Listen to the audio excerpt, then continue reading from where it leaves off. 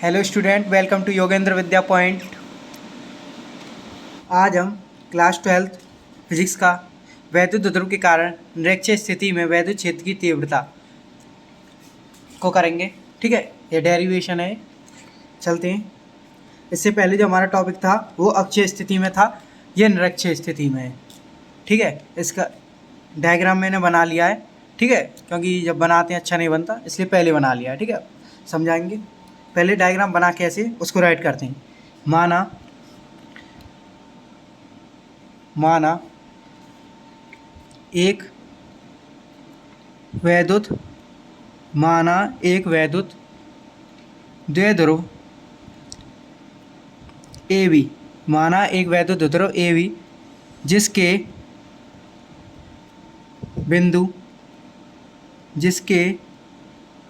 बिंदु A पर plus Q आवेश तथा बिंदु B पर माइनस Q आवेश रखा है। दोनों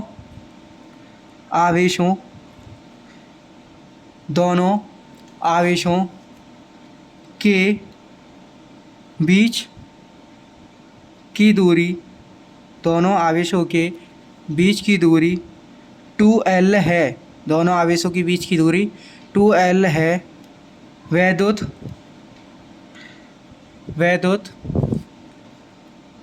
द्विध्रुव के कारण वैद्युत द्विध्रुव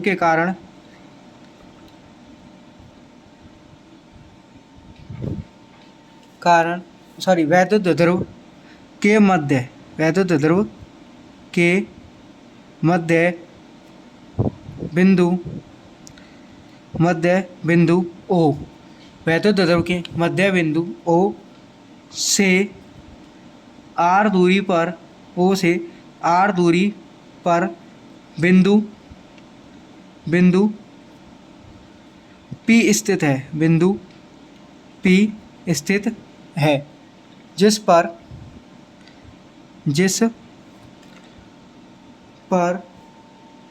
वैद्युत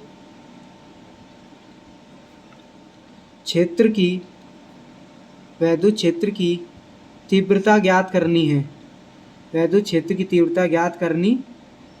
है। देखिए क्या कह रहा है। माना ए भी क्या है, एक वैद्युत द्विध्रुव है। क्या है? वैद्युत द्विध्रुव है। ए से बी क्या है? वैद्युत द्विध्रुव है, जिसके बीच की दूरी 2L है। ठीक है, जिनका मध्य बिंदु क्या है? O है। मध्य बिंदु क्या है? O है। ठीक है, और जब 2L पूरी दूरी है तो इनके बीच की दूरी L हो जाएगी। ठीक है, जब इसका मध्य बिंदु है तो ये दूरी L और ये दूरी L। ठीक है, A पर प्लस Q आवेश है और B पर माइनस Q आवेश है। O से R दूरी पर बिंदु P स्थित है। जिस पर क्या करना है? हमें वैद्युत क्षेत्र की तीव्रता ज्ञात करनी है। अब देखिए, हमें माइनस Q आवेश और प्लस Q आवेश लेकर चलेंगे। ठीक है, और बिंदु P पर वैद्युत क्षेत्र की तीव्रता ज्ञात करनी है। ठीक है, तो दैट मीन्स माइनस Q यानी B पॉइंट से P पॉइंट की दूरी चाहिएगी जब हमें दूरी लेंगे।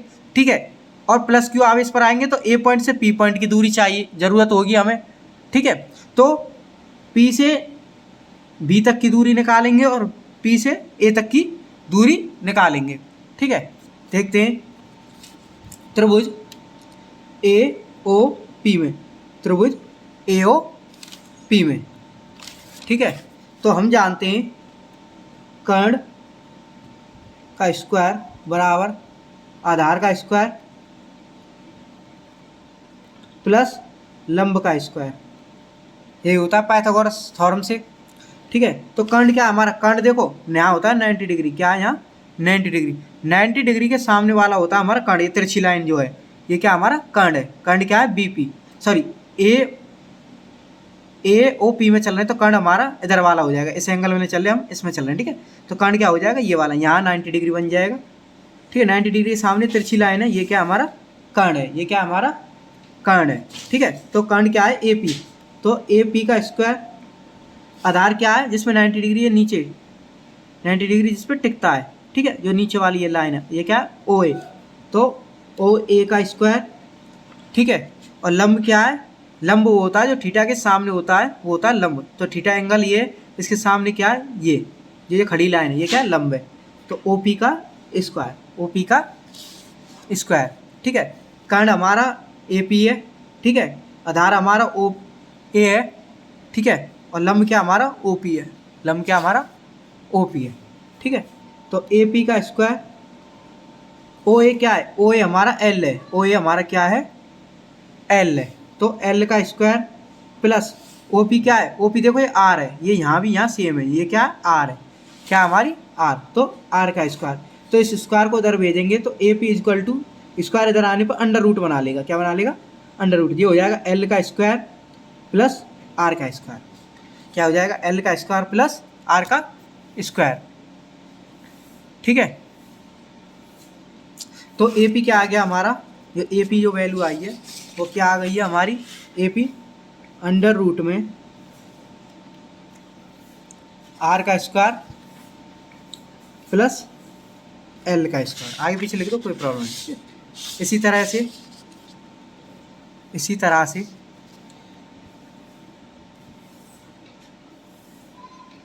देखो, इसका लंब भी आर है, ठीक है, और आधार भी एल है। तो इसी तरह से सेम ये दूरी आ जाएगी, क्या आ जाएगी, अंडर रूट में R square plus L square, ठीक है। आई होप क्लियर होगा।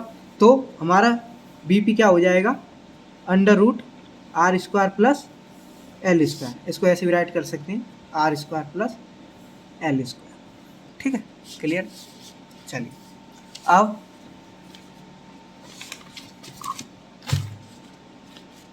प्लस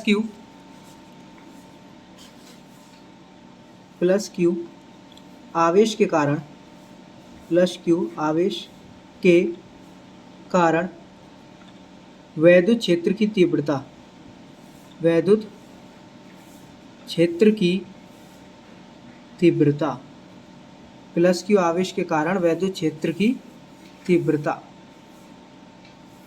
ठीक है। तो प्लस क्यू आवेश के कारण वैद्युत क्षेत्र की तीव्रता क्या हो जाएगी, ठीक है। देखिए प्लस क्यू आवेश के कारण E1 वैद्युत क्षेत्र की तीव्रता क्या हो जाएगी, E1, क्योंकि देखो प्लस क्यू आवेश किस पे, ए पॉइंट वाली लाइन क्या है, E1 है, ये रही E1 है प्लस क्यू, ठीक है। और माइनस क्यू वाली क्या है, E2 है, क्या है, E2। तो इसको क्या कहेंगे, E1। तो E1 इज इक्वल टू 1/4πε0, ठीक है, 1/4πε0 Q upon under root R square और plus R square plus L square का होल स्क्वायर, ठीक है। यही हो जाएगा, क्योंकि ई इक्वल टू क्या होता है, 1/4π Q upon R square. R दूरी क्या है यहाँ पर, ठीक है, प्लस क्यू आप इस पे चल रहे हैं तो ए पी दूरी लेंगे, ए पी की दूरी क्या, R square plus L square, इसका भी होल स्क्वायर से अंडर रूट खत्म, होल स्क्वायर से अंडर रूट कैंसिल हो जाएगा। E1 इक्वल टू 1/4πε0 और Q upon R square plus L square, R square plus L square, ठीक है। इसी तरह से माइनस क्यू आवेश के कारण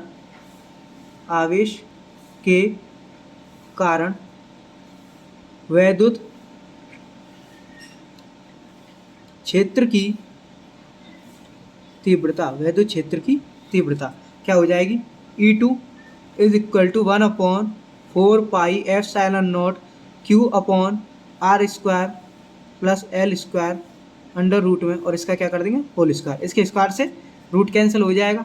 तो E2 इज इक्वल टू 1/4πε0 और Q upon R square plus L square. अब देखो यहाँ पे देखो E1 भी यही आई है और E2 भी आई है, इस बात को ध्यान रखना, ये आगे काम आएगी, ठीक है। E1 और E2 दोनों क्या है, इक्वल है, ठीक है, दोनों की सेम वैल्यू आई है, ठीक है। तो अब चलते हैं नेक्स्ट पेज पे।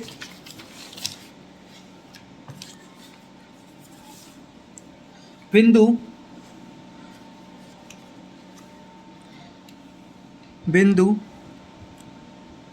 P पर परिणामी वैद्युत क्षेत्र की तीव्रता,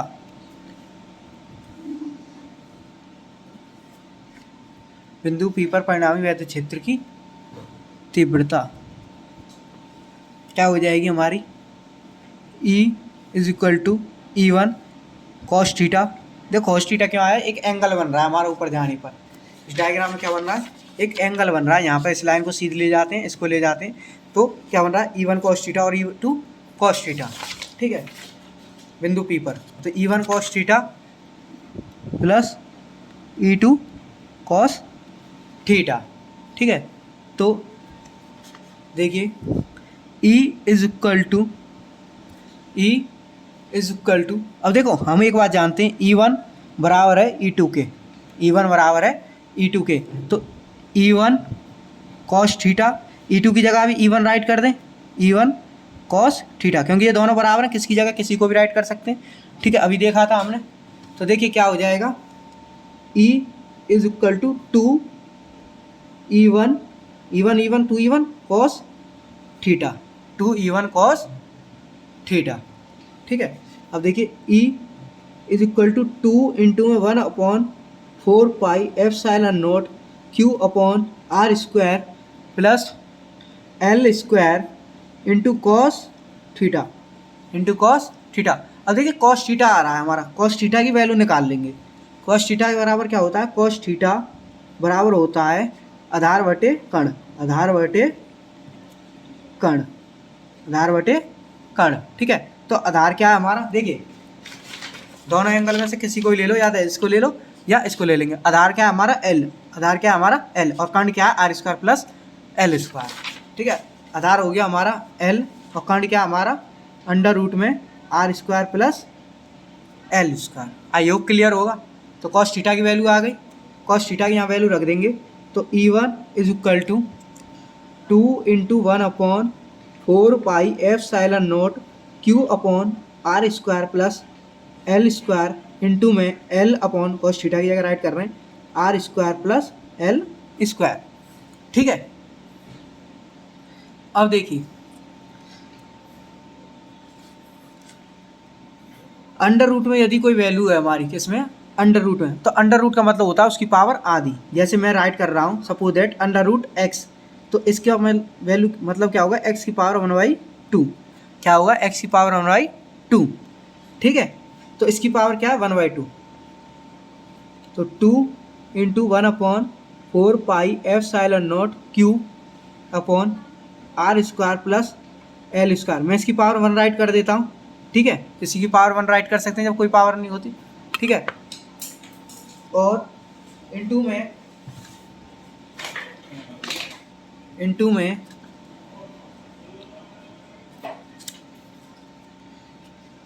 L upon R square plus L square की पावर 1/2, अंडर रूट की पावर 1/2 राइट कर सकते हैं। ठीक है, अब देखिए पावर 1 और 1/2 मल्टीप्लाई में क्या होता है, पावर क्या हो जाती है, जुड़ जाती हैं। ये पूरी एक पावर और ये आधी पावर कितनी हो जाएगी, 1.5। यानी पावर को जब हम 1 + 1/2 करेंगे तो ये क्या आ जाएगा 3/2। क्या हो जाएगा 3/2, 1 + 1/2 क्या हो जाएगा 3/2। तो पावर क्या हो जाएगी इसकी 3/2। तो 2 into 1/4 pi epsilon not QL upon R square plus L square की पावर क्या हो जाएगी 3/2। क्या हो जाएगी 3/2। अब देखो इस 2 को मैं इनके बीच में राइट कर लूँ, E is equal to 1/4 pi epsilon nought और Q2L। आप सभी को पता होगा ऐसा क्यों किया, पिछले डेरिवेशन में समझ गए होंगे आप। ठीक है, यहाँ एक फॉर्मूला बनेगा वैद्युत द्विध्रुव आघूर्ण का। किसका बन जाएगा, वैद्युत द्विध्रुव आघूर्ण का, जो क्या होता है P इक्वल टू क्या होता है Q2L। क्या होता है Q2L। ठीक है, तो E is equal to 1/4 pi epsilon nought, यहाँ क्या राइट हो जाएगा P। क्या हो जाएगा P R square L square की पावर 3/2। अब देखिए मैंने एक बात बताई थी, जो L होता है, L क्या है, बहुत बहुत बहुत बहुत छोटा होता है, किससे, R से। तो इसे छोड़ देते हैं, छोड़ने पर दैट मीन्स इसकी वैल्यू एक तरह से 0 मान लेते हैं। क्या मान लेते हैं, 0। 1/4 pi epsilon not P upon, देखिए R स्क्वायर ऑलरेडी है, इसकी पावर 3/2 और हो जाएगी, क्योंकि 3/2 होल स्क्वायर था ना। ठीक है, तो 2 से 2 कैंसिल, तो E is equal to 1/4 4πε0 P upon R Q. यही हमारी अक्षीय निरक्षीय स्थिति में वैद्युत क्षेत्र की तीव्रता होती है। निरक्षीय स्थिति में वैद्युत क्षेत्र की तीव्रता होती है। आई होप क्लियर हो गया होगा। ठीक है। यदि देखिए, यदि कोई परावैद्युतांक रखा हो, क्या रखा हो, परावैद्युतांक रखा हो, तो उसकी मल्टीप्लाई हो जाती है किसके साथ, यहाँ ε0 के साथ। देखिए ऐसी उसी में था। ठीक है। यदि वायु या निर्वात, यदि वायु या निर्वात के स्थान पर कोई परावैद्युतांक या परावैद्युत पदार्थ रखा हो, तो E इज इक्वल टू 1/4πε0 के क्या है, यहाँ परावैद्युत पदार्थ है कोई, क्या परावैद्युत पदार्थ, P upon R Q. I hope clear हो गया होगा। ठीक है। चलते हैं नेक्स्ट टॉपिक पर। नेक्स्ट टॉपिक डालेंगे हमारा अब गॉस की प्रमेय। क्या चलेगी, गॉस की प्रमेय।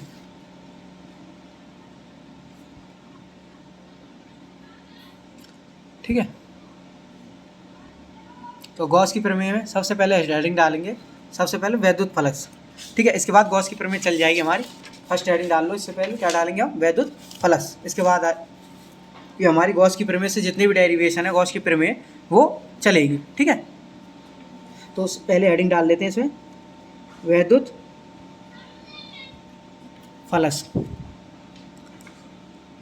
वैद्युत फ्लक्स।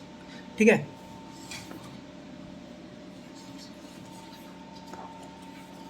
वैद्युत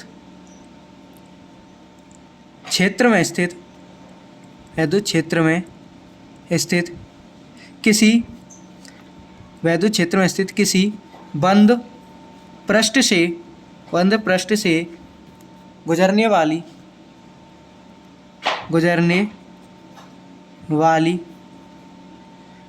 समस्त वैद्युत बल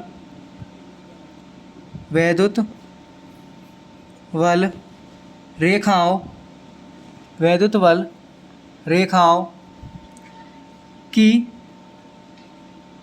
संख्या को वैद्युत फ्लक्स कहते हैं। इसे फाई ई से प्रदर्शित करते हैं।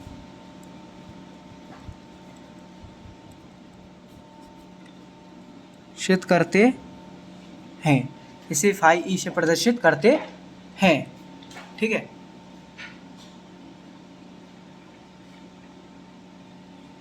देखिए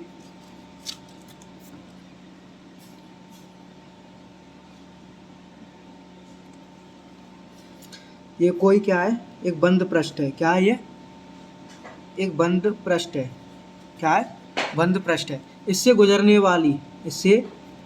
वाली जो क्या होंगी, वैद्युत बल रेखाएं होंगी। क्या होंगी, वैद्युत बल रेखाएं होंगी। उनकी संख्या को क्या कहते हैं, वैद्युत फ्लक्स कहते हैं। क्या कहते हैं, वैद्युत फ्लक्स कहते हैं। ठीक है। तो क्या हो जाएगा, E is equal to phi E is equal to E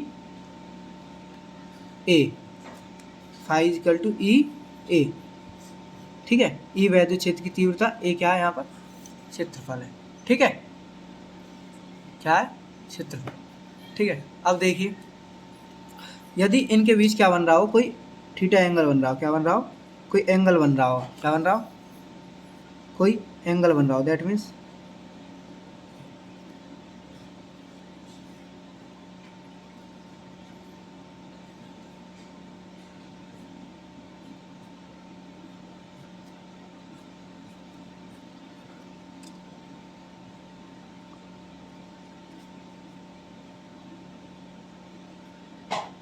ठीक है। सपोज दैट यहाँ कोई एंगल बन रहा है थीटा। क्या बन रहा है, थीटा एंगल बन रहा है। क्या बन रहा है, थीटा एंगल बन रहा है यहाँ पर। ठीक है, तो ये क्या हो जाएगा, phi E is equal to E A cos theta, phi is equal to E A cos theta. ठीक है, इसका मात्रक होता है, देखिए ई का क्या हो जाएगा न्यूटन कूलाम, और इसका क्या हो जाएगा मीटर स्क्वायर, ये क्षेत्रफल है, तो न्यूटन अपॉन कूलाम, न्यूटन बटे कूलाम मीटर स्क्वायर, या न्यूटन मीटर स्क्वायर बटे कूलाम, क्या हो जाएगा न्यूटन मीटर स्क्वायर बटे कूलाम। ठीक है, विमा क्या हो जाएगी इसकी, विमा हो जाएगी इसकी, ठीक है, देखिए न्यूटन की क्या होती है, यानी बल की क्या होती है एम एल टी की पावर -2, ठीक है, कूलाम है क्यू, क्यू की होती है 80 इंटू में मीटर स्क्वायर, मीटर की क्या होती है एल, तो ये हो जाएगा एल की पावर 2। जब इसको सॉल्व करेंगे तो इसकी विमा क्या आ जाएगी हमारी निकल के एम एल की पावर 3 टी की पावर -3 और ए इनवर्स, ठीक है, ये इसकी विमा हो गई। ठीक है,